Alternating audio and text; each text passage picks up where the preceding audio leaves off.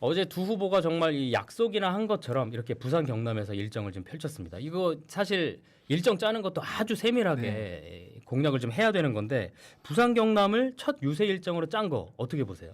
그러니까 우선은 사실 각 당의 지금 추구하는 바는 다른데 네네네. 지금 이번 대선은 굉장히 어떻게 보면 좀 이례적인 대선인 건 맞는 것 같습니다. 어떤 각 정당들이 좀 팽팽하게 붙는 게 아니라 이건 뭐 거의 지금 민주당의 승리를 확보해 놓고 네. 각 당의 어떤 역할들을 지금 찾고 있는 이런 분위기 같거든요. 그러다 보니까 참 특이한 것은 동선이 굉장히 겹칩니다. 네. 상당히 뭐 대구 같이 갔다가 영남을 마치 이렇게 따라가는 것처럼 이런 저희가 분위기가 촬영팀 나누기도 힘듭니다. 지금. 그러니까요. 네. 형성이 되고 있는데 우선은 지금 이 PK 지역의 민심이 굉장히 중요하지 않겠습니까? 그러니까 물론 더 좁게 말하면 사실 영남 지역에서 또 TK 민심도 지금 굉장한 관심을 많이 받고 있고요. 네네네. 그래서 이번 대선에서는 이재명 후보의 경쟁자는 이재명 후보 본인이다라는 아하. 생각이 들 정도로 네네네. 저는 이번 대선은 상당히 좀 이례적이기 때문에 조금 우리가 이번 대선에 맞춰서 좀 분석을 좀 해봐야 되지 않나. 그런 하 생각이 소장님은 듭니다. 어떻게 보세요? 네, 뭐 정치적으로는 신인기 변호사님께서 말씀해 주신 게 맞고요. 네. 그런데 PK가 중요하니까. 근데 민주당 같은 경우에는 컨셉이 있습니다. 뭐 공난 극복, 이순신 호국 벨트 유세라고 그렇죠. 해가지고 지금 그렇게 하고 있죠. 네, 이순신 장군께서 이제 조선을 지켜줬던 그 길 따라 가고 있는 거거든요. 네네. 부산, 창원, 통영, 거제. 음. 그리고 오늘은 이제 오늘부터는 호남을 시작합니다. 그렇죠. 하동에서 거기가 화개장터에서 하는데 뭐 영호남, 동서화합의 상징 같은 데지 않습니까? 그래서 실제로 호남에 넘어갔을 때도 이순신 장군이 갔던 그 길 따라 간다 해서 지금 국난 상황임을 좀 상징하는 그래서 네. 그 국난 상황을 극복하겠다는 메시지가 담겨 있는 이런 유세 일정이다. 보면 될 것 같습니다. 지금 부산 경남의 현재 여론들을 저희가 지난주에도 한번 방송을 했습니다만 여론조사를 해서 지금 이제 다른 언론사가 의뢰해서 나온 결과를 좀 잠깐만 말씀드리면 한겨레 신문이랑 한국 정당학회가 STI에 의뢰한 결과인데 부울경에서 이재명 후보가 김문수 후보를 오차 범위 밖에서 지금 앞서고 있는 걸로 현재는 나오고 있고 대구 경북에서도 이 후보가 김 후보를 조금 앞서는 걸로 나오고 있어서 좀 저희는 조금 놀라고 있는 상황이거든요.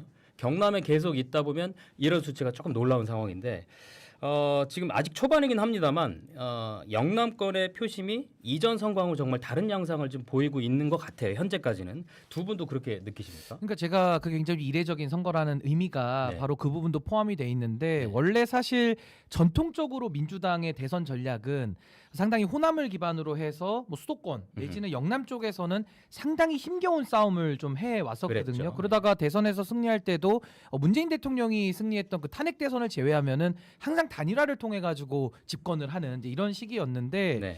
이번에는 이제 이재명 후보가 워낙 강력한 1강을 형성을 하다 보니까 네네네. 사실 PK 지역에서도 역대 대선과는 다른 모습을 충분히 예견해 볼 수 있는 상황 아닌가. 그리고 가장 비견한 예가 지난 재보궐 선거에서도 경남의 민심이 일부 드러나지 않았습니까? 그렇죠. 거제시장 거제시장을 선거에서도. 선거할 예. 때 그 당선 결과가 18%나 민주당이 이기는 결과가 나왔습니다. 네. 이게 만약에 대선까지도 적용이 되고 지금 국민의힘이 현재의 노선을 고수한다면 네. 그러니까 결국에는 윤석열 전 대통령과의 관계 정립을 못 해낸다면 네. 더 벌어질 수 있죠. 음. 그렇게 되면 지금 2007년도에 있었던 이명박 전 대통령이 거뒀던 520만 표 차이에 훨씬 더 상회하는 아하. 그런 결과 차이를 지금 낼 가능성이 매우 높다. 네. 그러니까 압도적인 정권 교체가 거의 유력시 된다라고 저는 봅니다. 네. 하 소장님은 이번 선거가 진보와 보수의 정책 대결, 이념 대결 이런 게 아니거든요. 뭐냐면 헌정수호 세력과 뭐 내란 세력의 어떤 대결 뭐 이런 걸로 받아들이고 있는 사람들이 굉장히 많습니다. 네. 부산이랑 마산, 창원 부마항쟁으로 유신독재 끝냈다고 말하지 않습니까? 이재명 네. 후보 같은 경우에도. 근데 방첩사 문건에 보면 그걸 어떻게 표현해놨냐면 부마 소요 사태. 네. 아, 소요란 말 아직도 네. 예, 그대로. 문건에 그렇게 해놨습니다. 네. 그러니까 부산 시민들이나 뭐 마산, 그러니까 창원 시민들이나 전부 다 경남 사람들은 화가 나요. 그런 얘기 들으면. 그러면 어떻게 생각하냐면 그것은 보수가 아니다라고 하는 겁니다. 그래서 네. 이재명 후보가 지금 매우 강한 후보인 것도 맞지만 국민의힘이 하고 있는 행태를 보면 뭐 도민뿐만 아니라 유권자들 전반 심지어 자기 당원들까지도 경선 과정을 보면 그렇지 않습니까? 무시하는 태도를 보이고 있습니다. 그러면은 민주당을 뭐 선택 찍기에는 주저주저 하는 사람도 국민의힘은 심판하고 싶거든요. 너희들은 보수가 아니다. 너희들이 그렇게 하면 우리가 지지할 수 없다. 이런 표를 내야 될 거 아닙니까? 그런 것들이 다 반영되다 보니까 이런 어떤 결과들이 나오고 있는 거 아닌가 싶습니다. 네. 저희 이제 경남의 득표율을 보면 16대 때 이제 경남 같은 경우는 노무현 전 대통령이 27 그리고 이회창 후보가 당시에 67 그리고 18대는 문재인 박근혜 두 후보를 보자면 36대 63 지금 표에 보이시는 것처럼 19대 때 자 문재인 36 그리고 보수 전체 단일화돼서 57 그래서 격차는 20% 포인트 정도 나고요. 20대 때 이재명 후보와 윤석열 후보 37대 58입니다. 역시 20% 포인트 정도 차이가 나는데 초반에 16대 때보다는 한 절반 정도 좀 줄어들고 있는 상황인데 글쎄 이제 투표까지 이제 한 19일 정도 이제 남았거든요.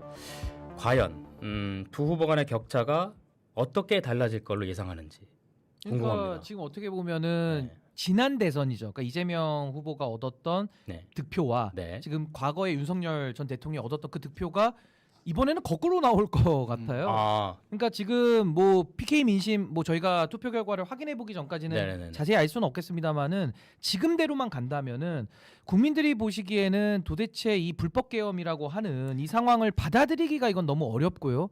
더군다나 보수를 지지하시는 분들조차도 이건 동의가 안 되는 상황인데 네. 여기에 대해서 지금 국민의힘이 어떤 반성과 성찰이 전혀 보이지 않지 않습니까? 네. 그렇다면 유권자들이 표를 줄 수가 없는 상황이 돼버린 거예요. 그렇다면 선택지가 이제는 뭐 민주당 아니면 뭐 개혁신당 뭐 요 정도밖에 없는 상황에서 아마 대한민국의 장래를 고려하시는 많은 분들이 그럼 이번에는 민주당을 중심으로 해서 한번 정권을 좀 바꾸고 뭔가 이 네네. 내란을 확실하게 좀 진압을 하자라는 요구가 굉장히 클 걸로 보이고요. 하나만 더 말씀드리면 보수 유권자들이 전 이번에 투표 포기가 굉장히 많을 것 같습니다. 아 포기. 그러니까 투표장에 나가기가 네. 너무 부끄러운 거죠. 음흠. 그래서 저는 이번에 참 이 결과 자체가 네. 아마 이번 개표를 하고 나면 네. 이 경남의 민심 얼마나 국민들이 이 내란에 대해서 민감하고 또 대한민국의 헌정을 수호하기 위한 의지가 얼마나 강한지를 우리가 좀 확인할 수 있지 않을까 네. 그렇게 생각합니다. 하 소장님. 그러니까 네. 민주당을 찍는 것과 네. 국민의힘을 찍지 않는 것 사이에는 또 간극이 있습니다. 네. 가령 표 차이가 벌어지려면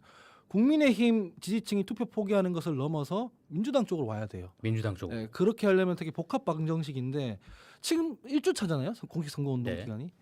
국민의힘이 계속 뺄셈의 정치만 하고 네. 있거든요. 오늘 또 김상욱 의원 탈당했습니다. 그렇죠. 지난번에 예. 뭐 홍준표 전 시장 같은 경우에는 미국 갔는데 그분의 지지자들이 이재명 후보 지지 선언을 하고 그렇죠. 있습니다. 예. 남은 사람들끼리는 윤석열 전 대통령 출당 문제 가지고 뭐 옥신각신하고 있고 그렇죠. 네. 근데 그나마 더하기를 하고 있는 사람들의 면면을 보면 뭐 윤석열 전 대통령의 변호인이었던 석동영 변호인입니다.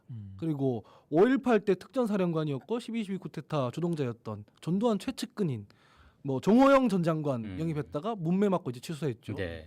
그러니까 이건 선대위가 아니라 무슨 내란 사령부처럼 만들고 있는 상황인 겁니다. 예. 이런 상황이 계속되면 표가 붙을 수가 없지 않습니까? 네. 근데 만약 여기서 민주당이 다행인 것처럼 하고 이제 표 뭐 더 벌어질 거다라고 하면 지난 총선에서도 그랬지만 이게 또 보수는 보수대로 결집 심리가 발동하거든요. 남은 기간 동안 민주당이 좀 겸손한 자세로 네. 뭐 이럼에도 불구하고 3표 더 얻어서 승리할 수 있다 이런 자세로 나가면 네네네. 그래도 좀 긍정적인 결과를 받아들지 않을까. 네. 근데 저는 이번에 민주당이 선거 컨셉을 상당히 잘 잡았다라고 보는 점은 어디냐면 과거에 박근혜 대통령이 51.6%로 당선이 됐거든요. 근데 그때도 가만히 회고해 보시면 워낙 당내에서 견고한 지지가 있었습니다. 네. 그리고 또 이제 박정희 전 대통령의 그 후광도 있었기 때문에 마음 놓고 진보의 정책들을 마음껏 펼쳤던 거거든요. 네. 뭐 등장했던 인물들도 뭐 김종인 위원장이나 뭐 경제민주화를 이제 말했던 네. 분들까지 영입을 했고요. 그렇습니다. 이번에 민주당이 반대로 돼 있는 거죠. 그러니까 당내 지지를 기반으로 중도 확장이 아니라 아예 보수 확장을 해버렸기 때문에 네. 지금 국민의힘은 내란 캠프화 되면서 더 쪼그라들고 있고 그 공간들을 지금 민주당이 더 확장해 나가고 있는 거 아닌가 그런 생각이 듭니다. 지금 말씀하신 것처럼 지금은 정치 구도가 진짜 변하는 것 같아요. 그러니까 진보냐 보수냐도 아니고 또 진보 쪽에 보수 인사가 보수 쪽인 줄 알았는데 진보 쪽으로 온다거나 이런 것들이 지금 많이 희석이 되면서 정치 구도 전체가 지금 변하고 있는 것 같은데 이재명 후보는 공식적으로 얘기했죠. 이제 중도 보수로의 확장 이렇게 표현까지 했고 또 김문수 후보는 반명 빅텐트라고 얘기를 하고 있습니다.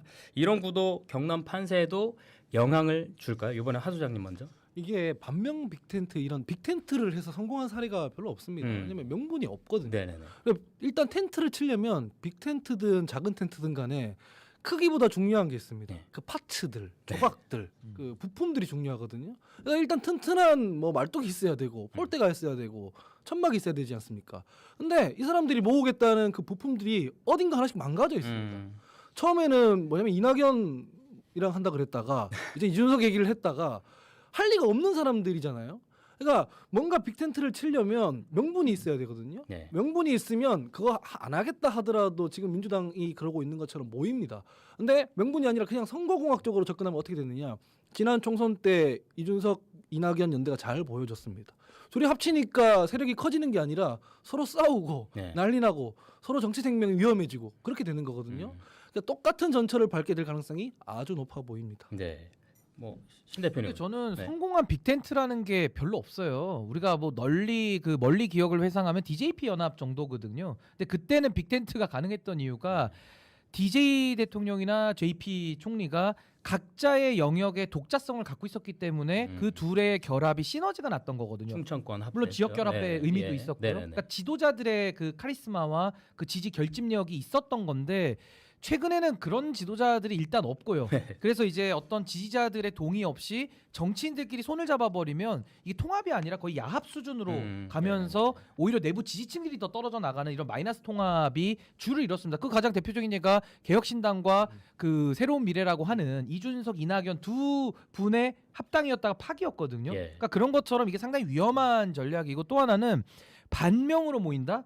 그거 한번 했지 않습니까? 그렇죠. 과거에도 2조 심판론이라는 걸 했고 딱 한 번 이겼던 게 반문 문재인 대통령 빼고 다 모여라 해가지고 윤석열 대통령 겨우 만들어냈는데 그때는 뭐 글쎄요 뭐 이준석 당시 당대표가 또 잘한 것도 있고 여러 가지 요인들이 겹쳐서 겨우 0.7%로 이겼는지는 모르겠습니다만은 이게 반명으로 모인다 네. 이거 굉장히 어려운 겁니다. 그래서 네. 저는 이번에도 반명 빅텐트 시도하면 안 되는 거를 이제는 좀 학습할 때가 됐는데 네. 또 이걸 갖고 나온다는 것은 좀 아이러니하지 않나라는 생각이 그래도 우리 이 거대 양당이 좀 경쟁을 제대로 좀 해야 좋은 정치가 좀 되지 않을까 싶은데